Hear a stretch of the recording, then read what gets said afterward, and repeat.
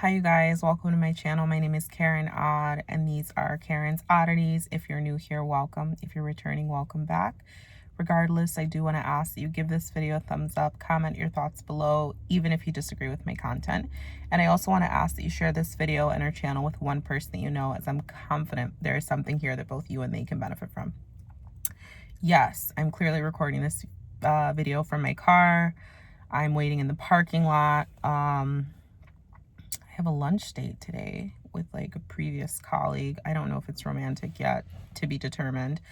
But I wanted to make this video yesterday. I didn't get around, or maybe like 2 days ago. I didn't get around to making it 2 days ago, but I want to make it today because now it's like 3 instances that are reminding me to want to make this video. In this video, and I'm gonna have to keep it brief because I need to go inside and like soon, not the point. In this video, I want to talk about this concept of momentum. Okay, I have, where are my keys at? I'm trying to hold this phone and like, where are my keys? These are my keys. I'm not trying to show my logos for my bags, but these are my keys, okay? These are my keys, and this is my key fob, clearly. So I was at the gym the other day and my key fob somehow, this is so annoying, somehow this key fob, okay, which if you notice, like this is it's a pretty thick, there's glare. It's a pretty thick ring key. Like I have cheap ring keys on here. Like when I take my car into the dealership, they give me the cheap ones. And then I have the thicker ring keys that you can purchase like at a store, thicker ring keys that come with like a keychain. Like those are usually really hard to open, and I have nails, right? There have been instances where my car key gets completely detached from the rest of my keys, even though they're both on like a thick one. This is the other thick one. This is the first thick one. Completely detached. Like there have been times where I'm trying to leave the freaking house, can't find my key fob. It's been completely detached from my keys. I'm looking through my purse, completely detached. I get out of my car, key fob not found. Like it keeps completely detaching itself, even though I have 2 major attachments connected, right? I'm at the gym the other day, put my keys in my pocket, and then I can sense that my key fob is going to detach from my keys. And then I'm like, my mind is like, I don't understand how it's possible. If I struggle with my nails to open the key ring, to attach them to each other, to attach my main key fob to my keys, how is it possible that on its own, my key fob is detaching from my keys? And then it dawned on me, this is what wanted me to make this video initially. And then I had other instances where I'm like, momentum. But it dawned on me that our keys shuffle, right? I throw it in the purse, I have it in my pocket, I throw it on the floor, I throw it when I go home. It is the constant momentum that is making it possible for the key fob to detach from the keys. It is the momentum that is making that possible for that key ring to slip through the other. It is the momentum, the constant movement.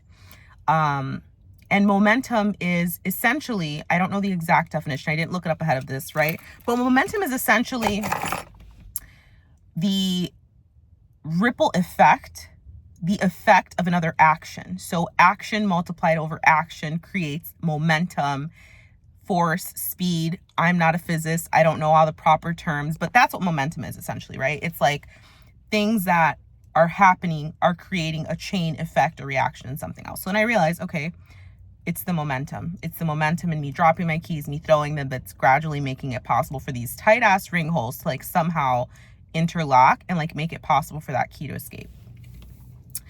And then I thought about, like on my way to this lunch date, I was thinking about someone that I used to date, and he knows me from childhood. Like he knows me when I was 10.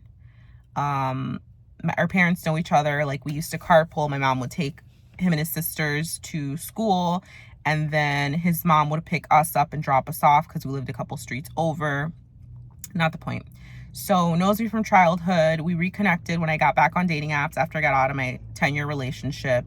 And then we went on like a couple of dates. Then we tried to date, but it was not working out.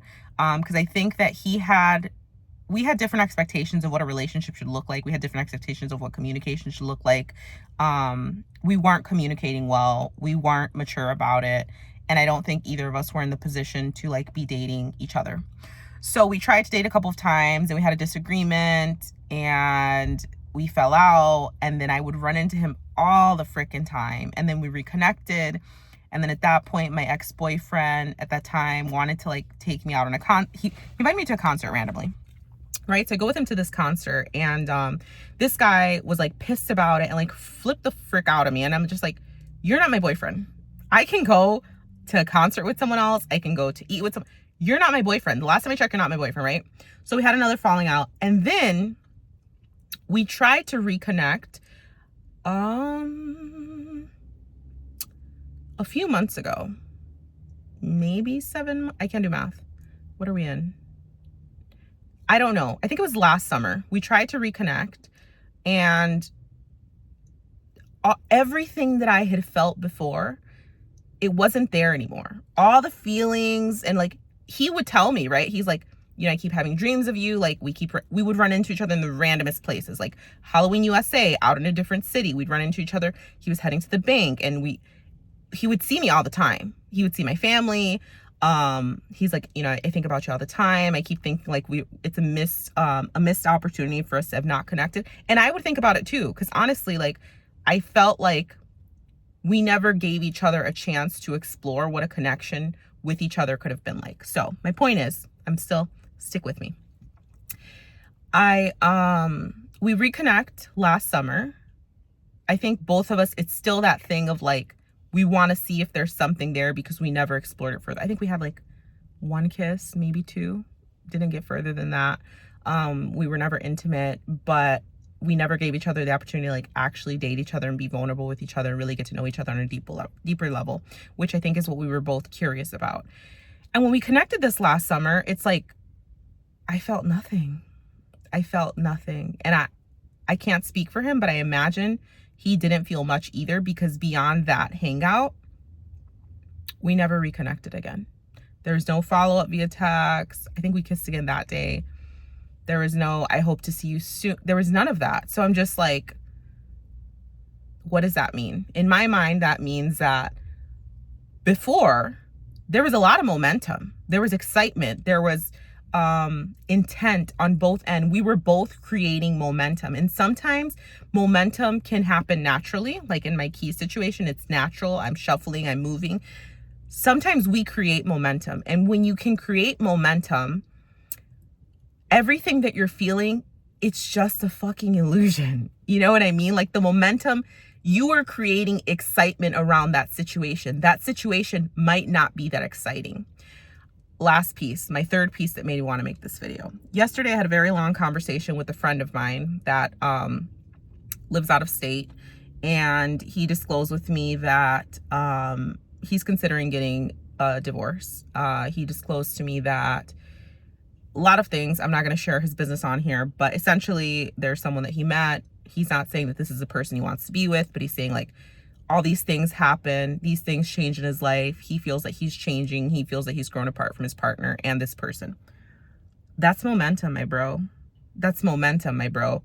There's momentum around the change that you're making. There's momentum around you meeting this person. There's momentum around the fact that you're having disagreements with your spouse right now. Like the momentum is clouding your judgment sometimes. The momentum can cloud your judgment. A ripple effect of previous actions can give you the illusion that something is something that it is truly not. And I need you to remember when it's just momentum. I need you to remember in moments where it's just the heat of the fucking moment, bro. I need you to remember in moments where it's just lust, it's just attention, it's just sex, it's just, if you're gambling, it's just one win, it's money. If you are a athlete and you like running, it's just the adrenaline. It's just the release of oxytocin. Remember that it's possible that the momentum is creating an illusion in your mind, and whatever you're associating, however you are elevating the situation, this person, it might just be the momentum. And you might be gaslighting yourself because you created this momentum yourself. So you're trying to convince yourself that this person or situation is better than it is, but it's really just the fucking momentum. So, if you find yourself wrapped up in something, a hobby, a thing, an addiction, a relationship, a friendship, a job, a large purchase, take a step back and reflect and try to figure out, is there momentum? Are there other things happening around this one thing that are making this purchase, relationship, job, making it seem more alluring than it really is? Because I promise you, the momentum is mixed in the bunch and it's clouding your judgment.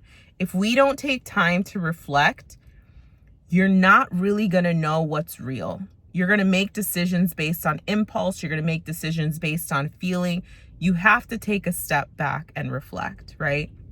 Like now, I figured out the key thing. The key thing is just like a first example, but it's like, I'm able to think about that guy that I went on a date with, that like we know each other from childhood. And I'm able to realize, like, not only was there so much momentum the first time, I also realized time has passed and I have changed.